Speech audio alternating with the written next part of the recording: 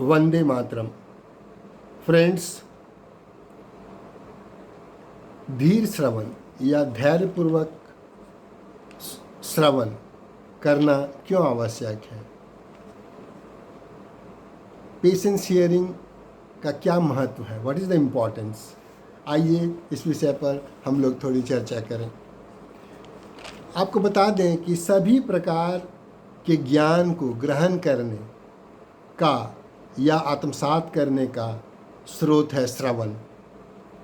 चाहे वो शैक्षणिक ज्ञान हो, चाहे वो आध्यात्मिक ज्ञान हो, चाहे वो सत्संग से मिलने वाली ज्ञान हो, चाहे मोटिवेशनल गुरुज के द्वारा बोली गई बात को आत्मसात करने की बात हो, या फिर आपके प्रिय नेता का भाषण। ये सभी चीज़ को ग्रहण आप अपने श्रवण शक्ति के द्वारा करते हैं। समस्या ये है मित्रों कि आजकल सुनने में लोगों की रुचि कम हो रही है। आजकल हर कोई बोलना चाहता है क्योंकि सुनने में धैर्य की आवश्यकता होती है। बच्चे माँ बाप की बात सुनना नहीं चाहते। कभी कभी तो माँ बाप भी बच्चे की बात नहीं सुनना चाहते। सुनने के समय चूँकि विचारों का संपादन होता है, इसीलिए सुनने की प्रक्रिया उससे डिस्टर्ब होती है।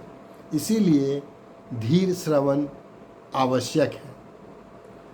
आपको बता दें कि अगर आप रामायण की कहानी को सुनेंगे तो आपको पता चलेगा कि भगवान श्री शिव जब माता पार्वती को राम कथा सुनाते हैं तो बीच बीच में माता पार्वती को वो टोकते हैं कि उनका ध्यान राम कथा पे है या नहीं।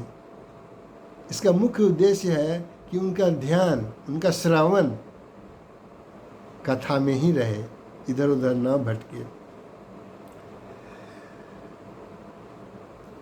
इसीलिए वो माता पार्वती को बीच बीच में सावधान रहने की हिदायत देते हैं। मित्रों, अगर धैर्यपूर्वक शांति से किसी की बात आप सुनेंगे तो ही आप उसके कथन को समझ पाएंगे, याद रख पाएंगे और उसकी समस्या को समझ पाएंगे। बोलने